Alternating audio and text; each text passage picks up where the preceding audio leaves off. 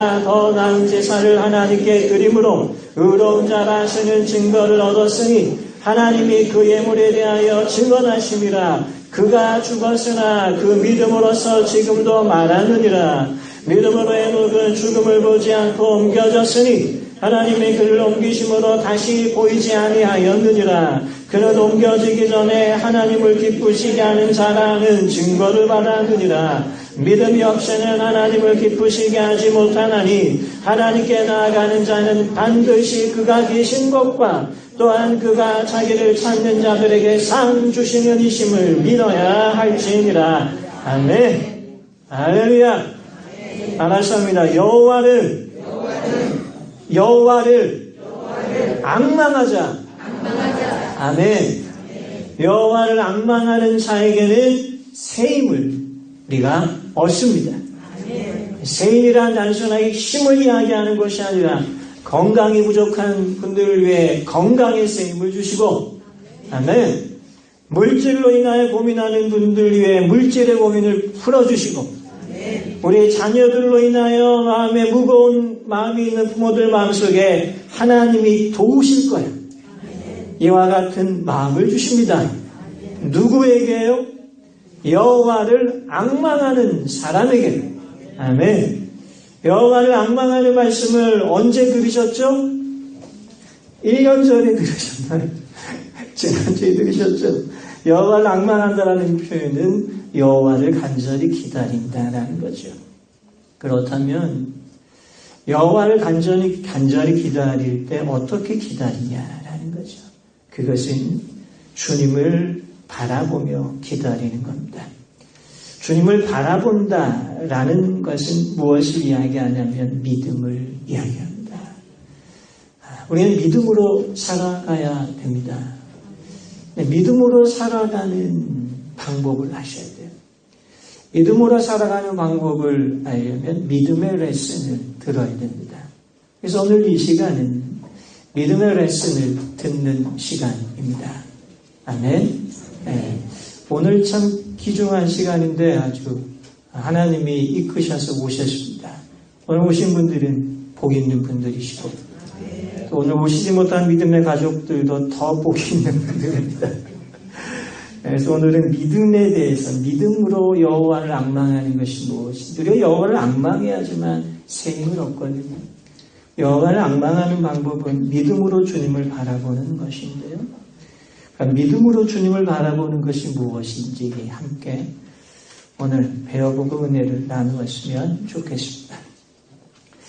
의사였다가 기독교 작가로 변신해서 천국의 열쇠, 성체를 쓴 A.J. 크로닌 박사라고 하는 분이 있습니다. 이분이 기독교 작가가 되기 전에 원래 의학 박사, 의사였기 때문에 좀 마음에 가난한 사람에 대한 긍휼히 여기는 마음이 있으십니다. 그래서 작가가 되기 전에 탄광촌에 가서 의사로서 가난한 오지의 탄광촌을 섬겼던 한 시즌이 있었는데, 의사니까 의사를 돕는 간호사가 있었습니다. 근데 이 크로닌 박사를 돕는 이 간호사가 젊은데 이 탄광촌에 와서 자신을 돕는 이 간호사가 어떠한 억울한 일로 오해를 받아 이 오지 탄광촌으로 오게 된 거예요. 그런데 이 간호사가 그리스도인이었습니다. 이 오지에서 이 크로닌 박사를 옆에서 돕는데 아무 불평이 없습니다. 짓거리만한 월급을 받으면서도 무엇이 그리 기쁜지 늘 얼굴에 웃음이 있어요. 그녀의 입술에 찬양이 있어요. 정성으로 환자를 간호하고 있습니다. 하루 진료가 끝나면 제일 늦은 시간까지나마 환자를 돌보곤 했습니다. 그런데 이 의학박사인 크로닌 박사가 보기에 너무나 안쓰러운 거예요. 젊은데 실력이 있는데 왜 이 탄광촌에 왔을까? 너무나 마음이 안쓰러워서 하루는 위로한답시고 그리스도인 간호사 자매에게 이렇게 위로합니다. 자매님, 당신이 지닌 가치만큼 여기서 대우를 못 받고 있어요. 그걸 아세요? 하나님이 이걸 다 알고 계실 텐데 말이죠. 정말 안타깝습니다. 이렇게 크로니 박사가 위로를 했는데 뜻밖의 그리스도인 간호사 자매가 크로니 박사에게 대답을 했는데 이 대답이 이 의사인 크로니 박사의 일생을 바꾸는 대답이었습니다. 주님이 아실 텐데 참 안타깝죠 라고 하는 이 말에 간호사 자매는 이렇게 이야기합니다. 박사님, 제가 가치 있고 실력 있는 간호사라는 걸, 이와 같은 사람이라는 걸 하나님이 아신다고 하셨죠. 하나님이 알고 계시다면 그것으로 만족할 수 있지 않을까요?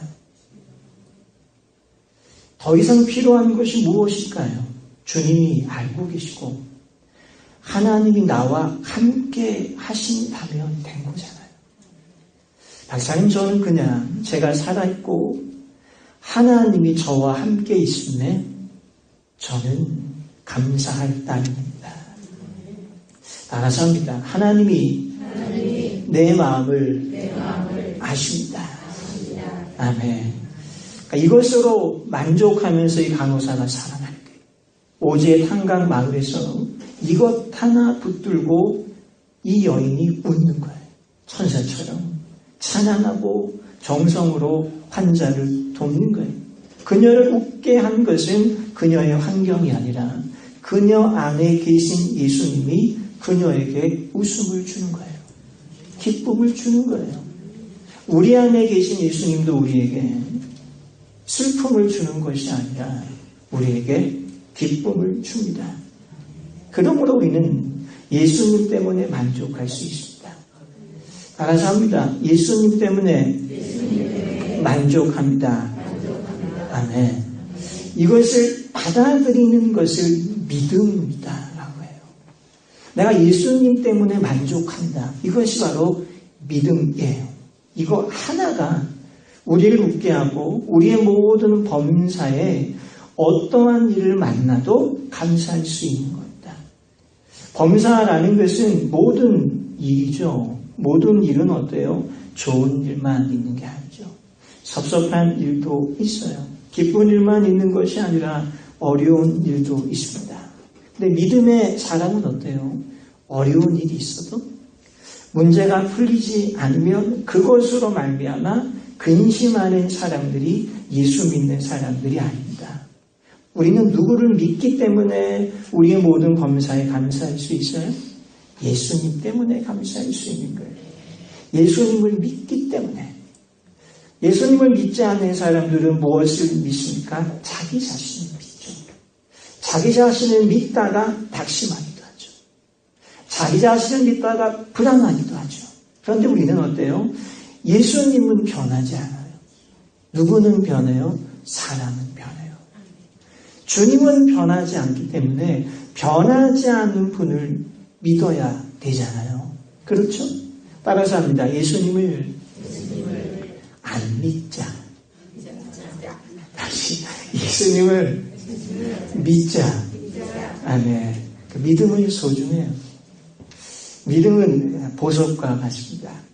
전도를 하다 보면 우연히 좀 이렇게 예수를 믿지 않지만 호의적으로 이렇게 만나는 사람들을 봅니다. 전단지를 받는 분이 예수 믿으라라고 하는 이 말을 들을 때 힘겹게 이렇게 말하는 것을 들어요. 믿고 싶은데요.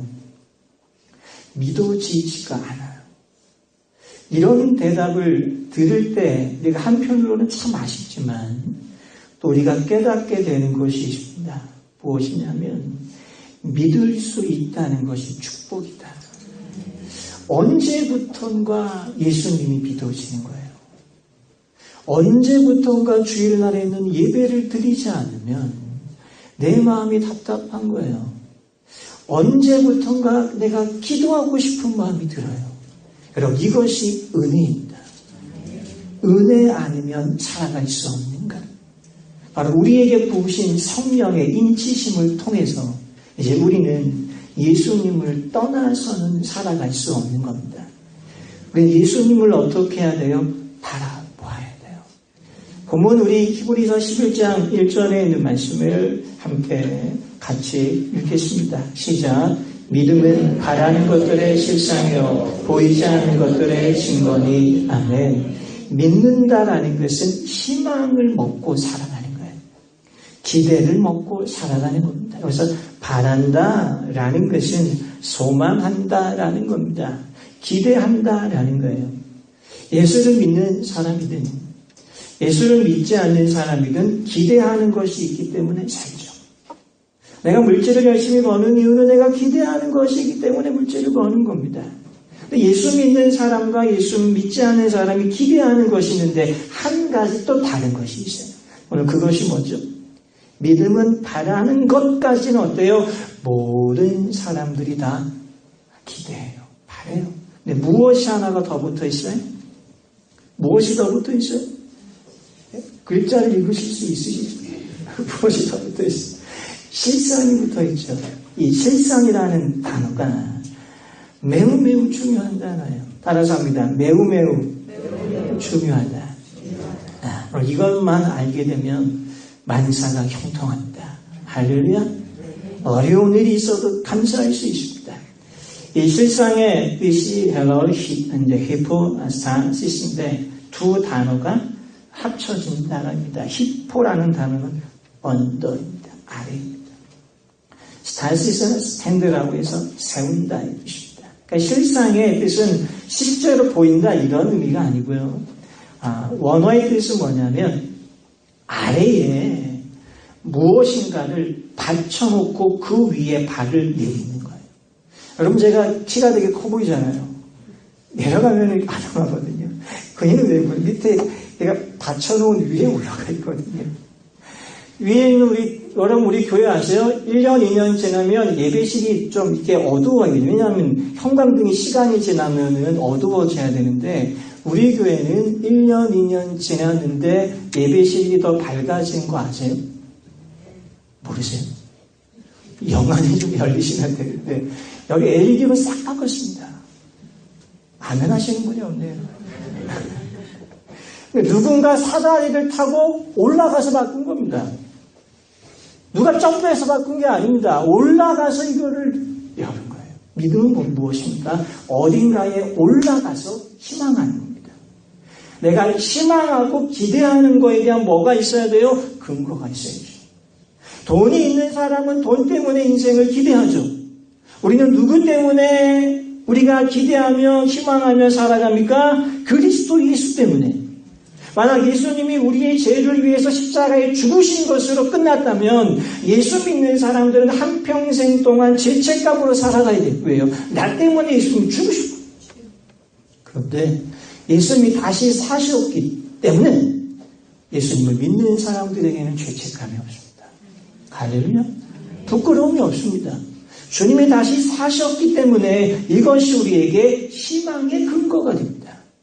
만약에 희망의 근거가 없다면 우리의 희망은 물거품일 수밖에 없는 거예요. 믿음이란 믿는 것, 희망하는 것에 대한 뭐가 있죠?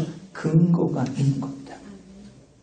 내가 어떠한 일이 잘 될 거야, 사업이 잘 될 거야, 그것은 사업이 잘 될 수 있는 조건. 이 조건이 사라지면 어때? 나는 낙심해요. 그런데 내가 이스라엘 백성들 그리고 야곱의 자녀들이 야곱의 후손들이 7년의 풍년 가운데 있었지만 하나님은 그들을 애굽이라고 하는 기름진 고센 땅에 인도했기 때문에 그들은 가뭄 가운데서도 풍요롭게 살아갔습니다. 그 이유가 어디에 있습니까? 야곱에게 하나님의 언약이 약속되어 있기 때문입니다. 누구 때문이에요? 아브라함. 그의 아버지에 대한 언약의 약속이 누구에게 계승됩니까? 그의 후손에게 계승됩니다. 하나님의 축복은 다음 세대에 계승됩니다.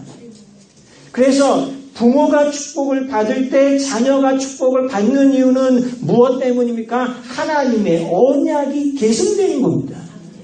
믿음이 유전되는 겁니다. 은혜가 유전되는 겁니다. 우리가 갖고 있어야 될 사명은 무엇이냐면 우리의 자녀들에게 무엇을 물려줘야 돼요? 하나님의 축복의 언약을 물려줘야 돼요. 믿음의 DNA를 물려줘야 돼요. 그럼 우리가 무엇을 이해해야 돼요? 믿음이라는 것을 이해해야 돼요. 근데 이 믿음은 나로부터 시작되는 겁니까? 아니면 그리스도 예수로부터 시작되는 겁니까? 왜 이렇게 말이 이렇게 들어가요? 그리스도 예수로부터 시작되는 것이 믿음입니다. 믿음은 바라는 것들의 실상인데 바라는 것들의 실상이 무엇입니까? 그리스도 예수. 하나님의 말씀이요. 하나님이 하신다라는 겁니다. 하나님이 하시는 것이 없으면 우리는 하나님을 못 믿는 거예요. 근데 주님이 하십니다. 이것을 기대하는 겁니다. 여호와를 앙망한다라는 것은 세상을 앙망하는 것이 아니라 일을 앙망하는 것이 아니라 일이 풀리기 이전에 누구를 기다리는 겁니까? 여호와를 기다리는 겁니다. 내가 해야 될 일 가운데서 이 일을 완성시키시는 하나님을 내가 기대하는 겁니다. 어떠한 조건에도 기대하는 겁니다. 어떠한 조건에도 기대하는 사람을 어떠한 사람이냐면 신앙생활을 하는 사람이다라고 이야기합니다. 성경에서 설명하고 있는 믿음은 아무 것이나 믿는 것을 믿음이라고 하지 않습니다. 성경에서 말하고 있는 믿음은 덮어놓고 믿는 것이 믿음이 아닙니다. 여러분 성경을 덮어놓고 믿는 것을 뭐라고 하는지 아세요? 따라서 합니다. 맹목이라고. 성경을 펴놓고 말씀을 논리적으로 믿는 것을 믿음이라고 합니다. 성경은 맹목을 주장하지 않습니다. 성경을 펴놓고 하나님을 봐라. 그리스도 예수를 봐라. 내가 너의 문제를 해결할 것이다. 라고 주님이 말씀하고 있기 때문에 성경을 펴셔야 됩니다. 앞에 있는 분들이 이렇게 인사하겠습니다. 성경을 읽자. 네, 성경을 읽으세요. 믿음이라는 것은 실존주의 철학자 키엘 케고르가 정의합니다. 믿음을 이렇게 정의합니다. 믿음은 맹목도 아니요. 믿음은 비약도 아니요. 믿음이란 하나님과 함께 빛 가운데 걷는 것이요.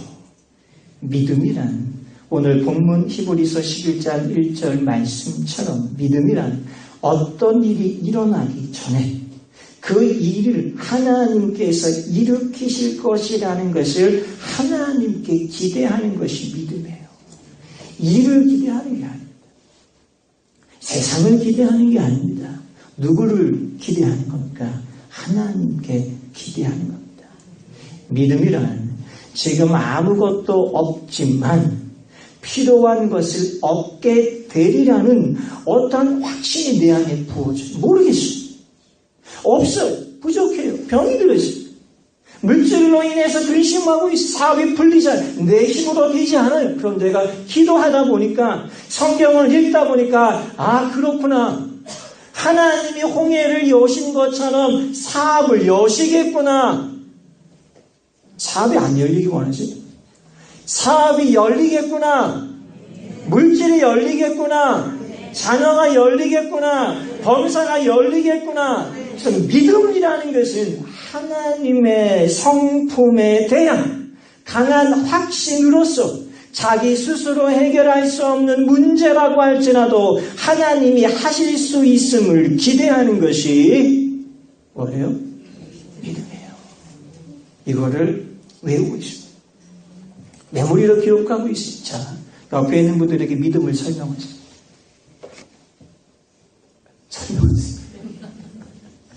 믿음을 설명하세요. 믿음을 설명해야지만 내가 어떻게 살아요? 믿음으로 살아갑니다. 우리가 왜 예수님을 믿고 하나님을 믿어야 되냐면 하나님은 문제를 해결하신 분이기 때문입니다. 하나님 문제를 쌓아놓으시는 분이 아니라 문제를 해결하세요. 그래서 마도 테레사 수녀는 단돈 5센트, 우리나라 돈 50원에 5센트를 가지고 인도에서 수많은 고아들을 돌보는 국제 선교를 했는데 그는 5센트짜리 동전을 어느 날 손바닥에 올려놓고 이렇게 이야기합니다. 이 돈이 사람의 손 안에 있으면 별가치 없는 동전에 불과하지만 하나님의 손에 들여주면 놀라운 기적의 도구가 된다. 여러분들의 삶의 자리에서 주님 저는 부족하지만 저를 주님께 드립니다. 제가 주님의 손 안에 있기를 원합니다. 내가 주님 안에 있기를 원합니다. 우리의 자녀가 주님 안에 있기를 원합니다. 그럴 때 여기에 오병이어의 기적이 있습니다. 이런 희망은 맹목적인 희망이 아닙니다. 왜요? 우리는 하나님을 기대하기 때문에. 그래서 믿음은 고집도 아니에요. 믿음은 맹목도 아닙니다. 여러분 신앙생활하면서 내가 갖고 있는 것이 고집인지 믿음인지를 분별하셔야 돼요. 하나님이 하실 거라고 하는 이것이 맹목인지 믿음인지를 분별하셔야 돼요. 믿음은 내 주장이 아니며, 믿음은 내 논리가 아니며, 믿음은 나의 옳은 판단이 아니며, 믿음에 필요한 것이 두 가지가 있는데, 첫째는 뭐냐면 분명한 이성적 증거예요. 논리적 증거예요. 성경을 통해서 내가 이것을 믿을 수 있어야 됩니다. 아브라함 링컨 대통령이 된 다음에 역사적인 노예방을 이룰 때 그의 마음 가운데 늘 무엇이 있었냐면 두려움이 있었습니다. 한 대국의 나라의 지도자로서 갖고 있는 두려움이 있었습니다. 그래서 그가 나중에 임종한 후에 아브라함 링컨 대통령이 갖고 있었던 성경을 박물관에 이렇게 진열해 놓았는데 그 가운데 가장 많이 닳고 다른 성경 구절인데 그것이 뭐냐면 두려워하지 말라. 내가 너와 함께함이라. 놀라지 말라. 나는 너의 하나님이 됨이니라. 아브라함 링컨 대통령 두려움이 올 때에 나는 두렵지만 하나님이 나와 함께 하시기 때문에 나는 두렵지 않아. 이 이성적인 논리적인 증거와 함께 또 하나 필요한 것이 뭐냐면 실존적 증거예요. 실존적 증거라고 하는 것이 뭐냐면 내가 이해한 하나님, 내가 붙들고 있는 성경 말씀을 내 삶 속에서 체험하는 겁니다. 하나님이 축복하시는 하나님의 말씀, 너희가 내 안에 거하고 내 말이 너희 안에 거하면 무엇이든지 구하라. 그리하면 이루어지리라. 오직 여호와를 앙망하는 자는 새 힘을 얻으리라. 주님자가 오직 여호와를 앙망하오니 새 힘을 주옵소서. 새 힘을 주옵소서. 이렇게 이 말씀을 묵상하며 살 때에 나에게 새 힘을 주시는 하나님을 경험하는 것을 실존적 증거라고 합니다. 그래서 예수님이 복음서에 바라보며 수많은 기적을 행하신 이유는 무엇입니까? 내가 너에게 기적을 베푸는 이유는, 물 위를 걷는 이유는, 죽은 자를 살린 이유는, 오병이어로 장정을 5,000명 먹인 이유는 무엇입니까? 실존적인 체험입니다. 우리가 믿는 예수는 우상이 아닙니다. 우리가 믿는 예수는 우리의 삶 가운데 우리의 문제를 해결하시는 예수님이시기 때문에 그 주님을 내가 믿어야 되는 겁니다. 우리 함께 본문 11장 6절에 있는 말씀을 함께 같이 읽겠습니다. 시작. 믿음이 없이는 하나님을 기쁘시게 하지 못하나니 하나님께 나아가는 자는 반드시 그가 계신 것과 또한 그가 자기를 찾는 자들에게 상 주시는 이심을 믿어야 할지니라. 아멘. 두 가지를 믿어야 하는데 첫째 무엇을 믿어야 되죠? 반드시 그가 계신 것을 믿는 거예요. 옆에 있는 분들에게 주님이 계세요라고 인사하겠습니다. 주님이 계세요. 아멘.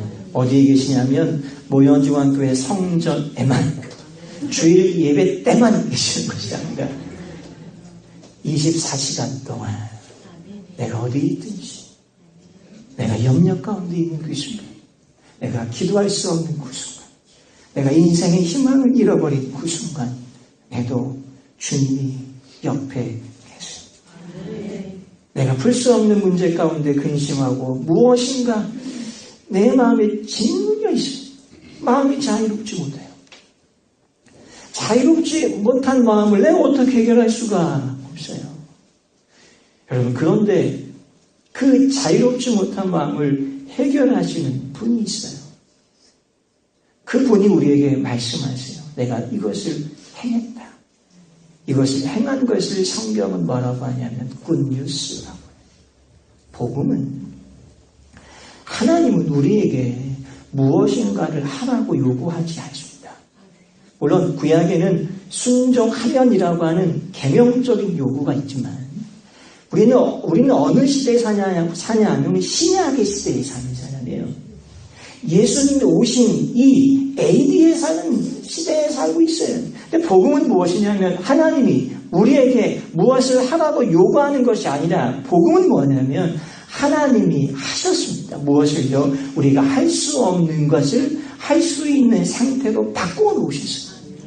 기도할 수 없었는데 예배를 드림으로 말미암아 내 안에 기도하는 마음을 갖게 돼요. 내가 문제를 바라보며 문제 가운데 내 마음이 짓눌렸는데 내가 성경을 읽음으로 말미암아 더 이상 문제가 나에게 문제가 되지 않아요. 따라서 합니다. 문제가 나에게 문제가 되지 않는다. 아멘. 옆에 있는 분에게 이해 말하세요. 문제는 더 이상 나에게 문제가 되지 않아요. 할렐루야. 왜 그래요? 왜? 하나님이 그 문제를 푸시겠다라는 겁니다. 오늘 본문의 6절에서 어떻게 이야기합니까? 그가 찾는 자들에게 상 주시는 이심을 믿어야 할지니라. 믿으라고 하고 상을 주겠다라는 주님 저는 안 믿을게요. 주님 저는 안 믿어도 살 수 있어요. 근데 하나님이 정말 원하시는 거는 뭐냐면 우리가 하나님 없이도 사실은 살 수 있어요. 그렇죠. 개인 소득의 GNP가 2만 달러입니다. 한 사람의 개인 소득이 1년에 2천만 원입니다. 하나님 없이 살 수 있어요. 근데 하나님 없이 사는 것을 하나님은 슬퍼하십니다. 오히려 하나님이 무엇을 기뻐하세요? 저는 하나님 없이는 살 수 없어요. 오늘 그 표현이 6절에 있는 첫 문장입니다. 믿음이 없이는 하나님을 기쁘시게 하지 못하는. 정반대로 이야기하면 하나님 없이 살고 있는 사람을 하나님은 한탄하십니다. 이 시대가 어느 시대입니까? 노아의 시대입니다. 하나님 없이도 살 수 있는 시대. 그때 하나님은 사람 지으시는 것을 한탄하셨어요. 정반대로 하나님을 기쁘게 하는 사람이 있어요. 그는 누구예요? 하나님 저는 하나님만 있어요. 저는 하나님과 함께 할 거예요. 이렇게 이 마음을 갖고 살아가는 사람. 하나님은 그에게 축복하시고 그에게 있는 문제를 문제로 보이지 않게 하십니다. 이스라엘 백성들이 출애굽을 합니다. 애굽에서 나왔는데 나와서 평탄대로로 가야 되는데 하나님 모세를 통하여 양쪽 좌우에 철벽이 줍니다. 오른쪽 왼쪽으로 갈 수 있는 길이 다 막히십니다. 앞에는 거대한 홍해라고 하는 바다가 있습니다. 뒤에는 애굽의 병거가 있습니다. 꼼짝 달싹 할 수 없는 그때에 하나님이 출애굽한 게 한 건 하나님의 뜻인데 그들은 사방의 우겨산 속에 있을 때에 하나님은 어떻게 하십니까?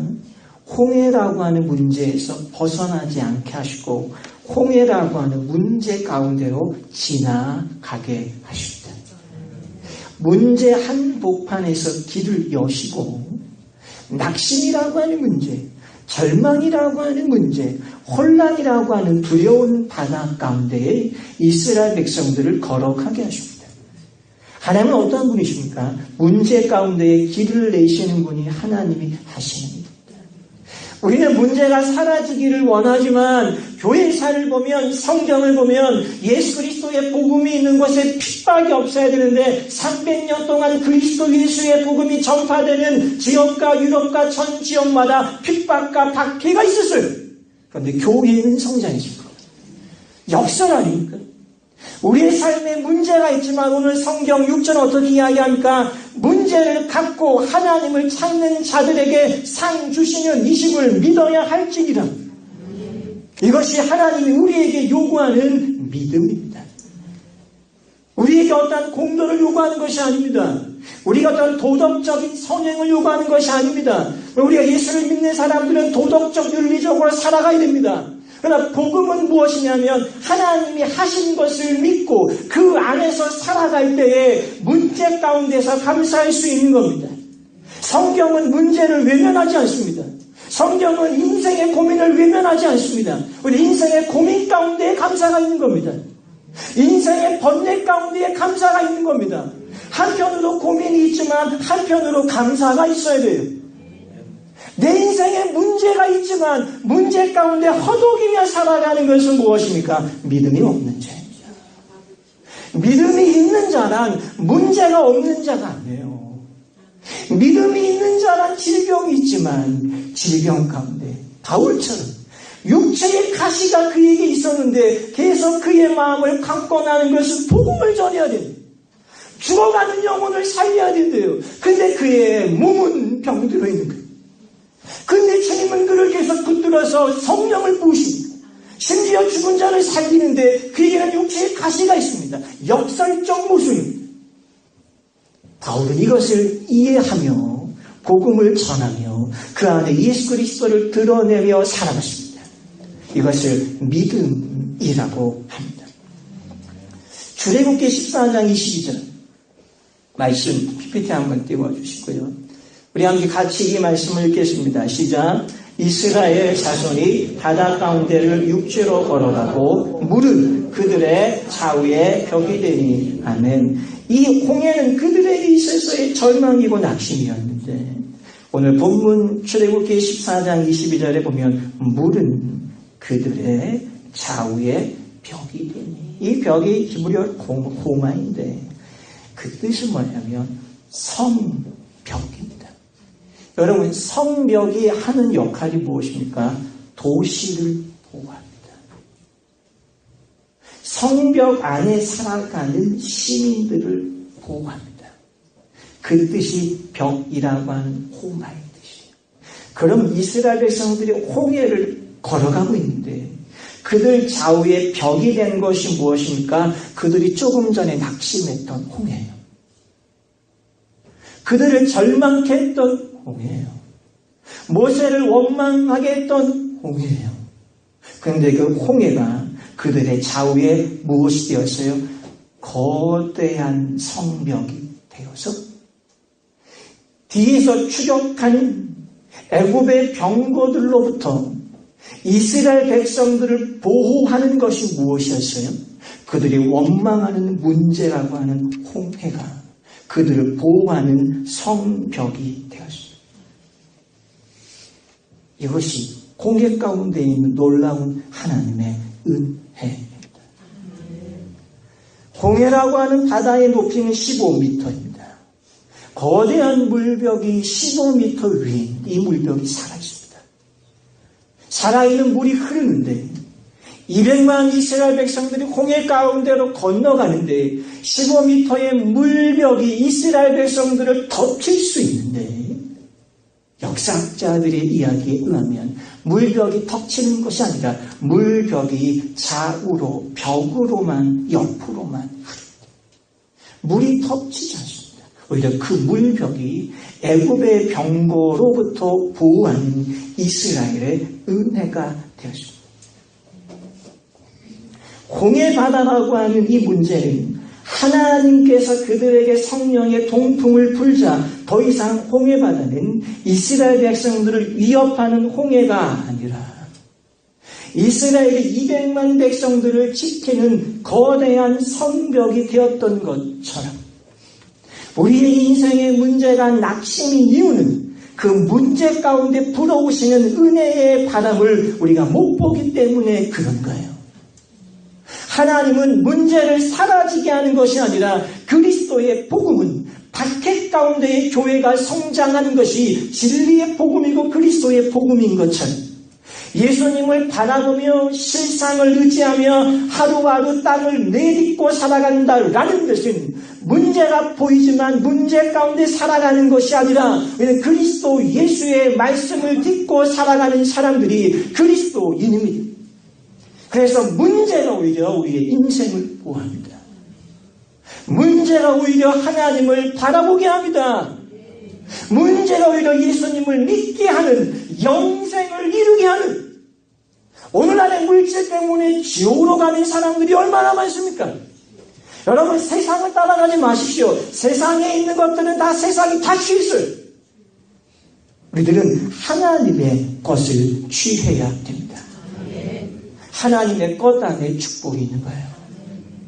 세상을 따라가면 이미 세상에 있는 수많은 지혜자들은 세상을 알기 때문에 세상에 있는 것을 취할 수 있지만 우리는 하나님을 아는 사람이기 때문에 하나님 안에 축복이 있는 겁니다. 그런데 그 하나님은 어떤 분이시냐면 우리에게 요구하시는 것은 무엇이냐면 그냥 나만 바라봐라. 이것이 어려워요, 쉬워요? 어렵기도 하고 쉽기도 합니다. 그런데 오늘 성경이 우리에게 말씀하고 있는 믿음의 레슨은 무엇이냐면 우리가 믿음을 포기하는 것이 아니에요. 우리가 믿음을 포기하게 되면 무엇이 보이냐면 문제가 보이는 거예요. 수년 전 뉴욕 마라톤은 그 세계적인 축제인데요. 이 마라톤은 장애인들까지 마라톤에 참여할 수 있는 세계적인 대회인데 1년에 한 번 개최하면 4만 명 이상 이 대회에 참여합니다. 근데 수년 전 뉴욕 주립대 대학에 재학 중인 린다라고 하는 여성이 세계적인 뉴욕 마라톤 대회에 신청을 하고 3개월 동안 연습을 하는데 두 다리를 잃은 장애인. 신청을 하고 3개월 동안 목발을 짚고 연습하는 거예요. 목발을 짚고 3개월간 연습을 해서 뉴욕 마라톤 대회 스타트에 4만 명과 함께 오전 10시에 시작을 합니다. 시작을 했습니다. 12시가 넘으니까 우승자와 많은 참여자들이 정오 12시, 오후 1시에 다 들어옵니다. 3시가 넘자 뉴욕 센트럴 파크 이 마지막 41.19 마지막 결승점에 3시가 넘자 모든 스텝이 사라지고 모든 방송국의 크루들이 사라지고 오후 5시가 되자 센트럴 파크의 마라톤 대회가 폐회합니다.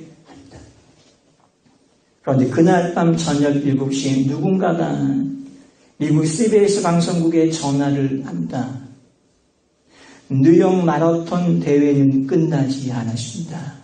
지금 한 명의 여성이 허드슨 강을 끼고 돌아 드디어 마지막 센트럴 파크 스테디움을 향해서 한 여성이 목발을 짚고 뛰어가고 있습니다.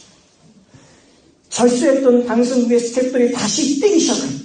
누군가가 있대. 누군가가 달리고 있대. 근데 그가 장애인이래.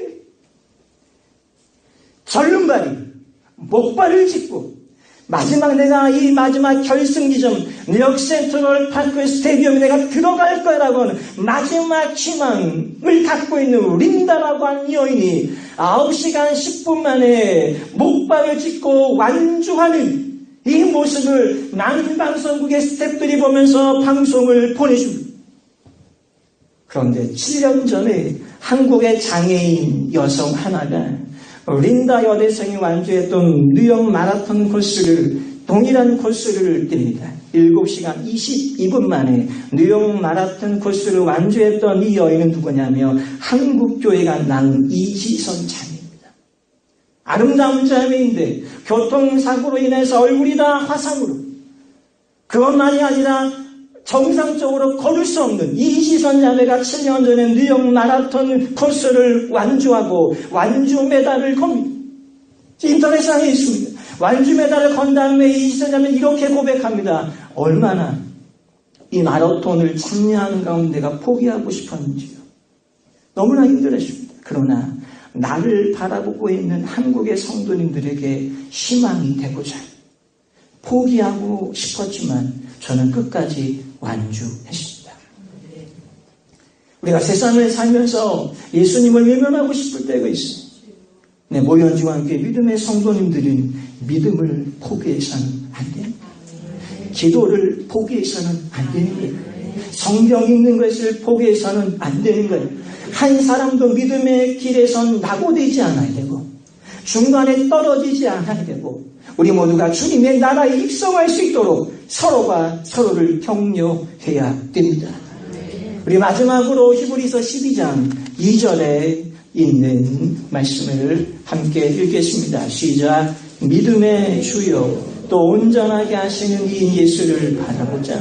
그는 그 앞에 있는 기쁨을 위하여 십자가를 참사 부끄러움을 개의치 아니하시더니 하나님 보좌 우편에 앉으셨느니라. 아멘. 예수님도 부끄러움을 당하셨습니다. 예수님도 십자가상에서 참으셨습니다. 예수님도 십자가를 포기하고 싶어 하셨습니다. 그럼에도 불구하고 믿음의 길을 걸어가는 사람들이 포기하고 싶을 때에 예수님이 말씀하세요. 나도 포기하고 싶었어. 나도 구원의 길을 포기하고 싶었어. 그러나 내가 너를 위하여 구원을 이루었어. 그러므로 포기해서는 안 되는 거야. 기도를 포기해서는 안 되는 거야. 예배를 포기해서는 안 되는 거야. 사명을 포기해서는 안 되는 거야. 우리 다음 세대에게 믿음의 개성을 주기 위한 것이 마지막 시대에 우리에게 주신 하나님의 사명이며, 마지막 이 시대는 어떤 시대냐면 하나님이 고치시는 시대요, 치료하시는 시대요, 회복해 하시는 시대가 오늘의 엔타임 마지막 시대입니다. 그러므로 우리는 믿음의 주요, 우리를 온전케 하시는 예수를 바라볼 때에 우리는 포기하는 순간에 포기하지 않게 되고, 우리의 삶이 피곤하고 지쳐있는 그 순간에 우리의 삶에 새 힘을 주시는, 십자가상에서 버림당하시고 죽음이라고 하는 절망에서 부활하신 예수님만이 우리의 희망의 근거가 되는 겁니다. 그래서 우리가 예수님을 믿고 이 믿음을 갖고 바라보며 살아가야 됩니다. 세상은 세상이 실상이지만 우리의 실상은 그리스도인 거예요. 그리스도 예수 안에서 걸어가야 되고, 그리스도 예수의 호흡을 마셔야 되고, 그리스도 예수 안에서 예배해야 되고, 나의 삶을 통해 예수가 드러나야 되고, 예수의 생명이 내 안에 들어와야 되며, 내가 힘들지만 내 안에 부어주시는 은혜로 말미암아 살아가는 믿음의 사람들이 되시기를 주님의 이름으로 축원합니다. 기도하겠습니다. 주님, 우리가 이제는 무엇을 바라보아야 되겠습니까? 히브리서 기자는 예수를 바라보자. 그는 영광의 보좌 가운데 있기 때문에 바라볼 수 있는 것이 아니라 우리를 위하여 십자가를 참으사 부끄러움을 참으사 이것을 개의치 아니하시사 십자가상에서 구원을 이루시고 부활하신 그리스도 예수를 바라볼 때에 우리는 믿음을 가질 수 있습니다. 하나님이 함께한다고 하는 이 믿음을 갖고 이 거친 세상에서 살아남을 수 있는 은혜를 허락하여 주옵시며